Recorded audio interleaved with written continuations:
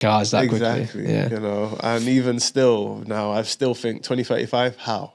You know, and Yeah. who's to say? I don't even want an electric car by 2035 anyway. I think a hybrid is perfect. Yeah. An electric car, too reliant on a power source always. Yeah, and the infrastructure, Yeah. which is not quite there yet. Nowhere near it, you know, especially with people want to charge at home. Yeah. Most of us can't charge at home. Yeah. We live in blocks of flats.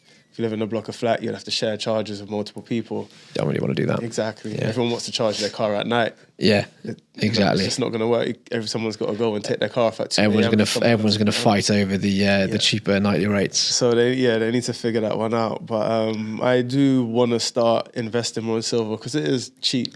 Yeah. You know, I'll probably wait for the markets to all come down a bit, which, as you said, you never know if we're on the start of a bull run for a lot of things. We could be on the start of a bull run for silver now at 30 odd pounds a coin, £30 a coin for, you know, an ounce, which is, I can't remember, is it a metric ounce or whatever they call it, but it's 31 grams, right, rather than the 28 grams an ounce would be measured elsewhere. Yeah. But yeah, it's something I'm definitely looking into for sure. I want to move on to something a little bit different, and it's money in regards to personal and social relationships around people, you know, the psychology of it, etc. Yeah. So should people... let me start here. So people that go on first dates, should people go 50-50 on a first date, or should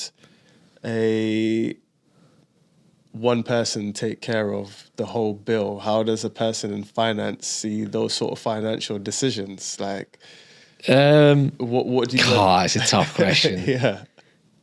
I can only answer that as like a personal preference thing. Not that I've been in the dating market for a long, long time, but Right. I would offer to pay. Okay. Just out of common courtesy. I don't know if you'd get slapped on the face for that these days. I don't know, but that's what I would do. Financially, I mean, where are you taking them for this to be a financial decision? I think it's more of a chivalry thing, isn't it? It is. Yeah. And the time we live in, there's debates on whether a first date should be something as simple as a coffee. Yeah, that's probably what I would do. I would probably just go for a coffee first date. But then also, I love coffee. We're in a time where people like to sort of show out a bit and take someone for a really nice dinner on the first date. But then if I was rejected based on the fact I didn't take someone out on a fancy first date, I don't think I'd have been that interested in them anyway. Yeah, true. Because they wouldn't have been my type of person. Well, even still, it's down to, I guess, the date planner to make the decision on whether it's the coffee date or the dinner date. Yeah. Either way, are you paying for everything on either one of those dates? Yeah. Okay. Yeah, I would. Okay. Yeah. Happy to die on that hill if I get criticism for it. So from a financial point of view, if you was advising someone, would you say to them more like, if you can budget it in? Yeah. And how many of these first dates are you going on? Yeah. Yeah. Okay. Because, you know, it'd be quite nice if the second or third date was reciprocated. Yeah. You know, so over as long as that person you end up seeing a few times, you know, hopefully that becomes a bit more of an even thing in time. But that's if they're equal earners. You know, if one person earns way more than proportionally and you start to grow over into a relationship, then it's fair, I guess, to proportionally divvy that out. Understood. So let's say these two people have successful first date. Mm-hmm. Later on down, they get into a relationship. Yeah. And now dynamics start to come in play where someone is labelled a provider. Yeah. Or both are labelled a provider. Okay. What is a provider?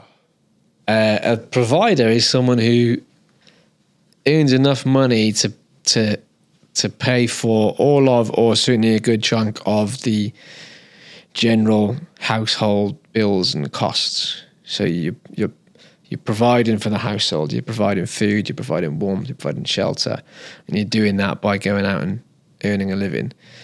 That the provider is of sort of those basic living needs, and 50 years ago that was just the normal thing, and it was typically the guy that would be the provider.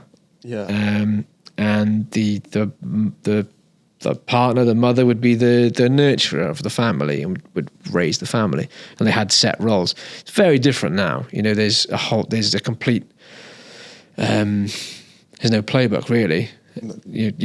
Every household could be quite different. Whether one provides more than the other, maybe they've got similar incomes, maybe one stays at home, maybe the dad stays at home. There's no real blueprint anymore.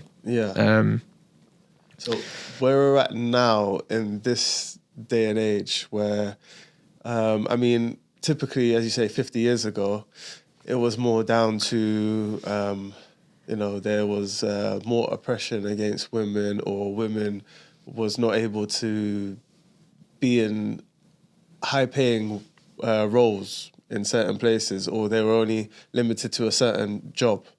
Where now things have changed. Women are in all sorts of roles, CEOs. They're doing it all basically, right? So for a man and woman who are earning similar incomes, living in the same household, how would that dynamic? What would that dynamic look like when it comes to the finances? What would you?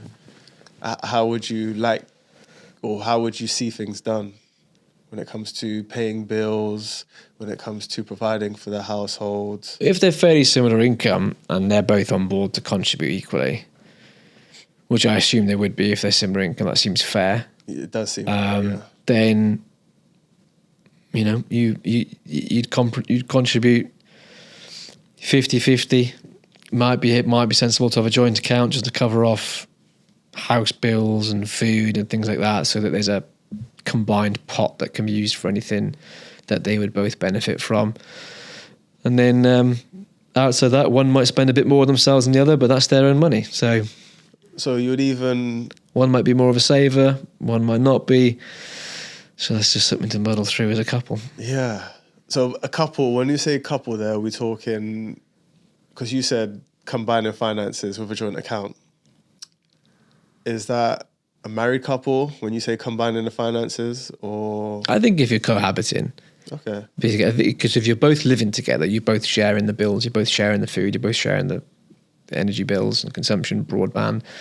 I think that's at the point where something like that could be a good thing. If someone's moved in after a few months, it might not be the smartest thing to do to open a joint account with them. In which case, you just relatively evenly split some of those bills. Or if they're all in one person's name because it was your flat and someone's moved in with you, then you ask for a fair and proportionate contribution, one payment to you each month. That's would probably be a fair way of going about doing it.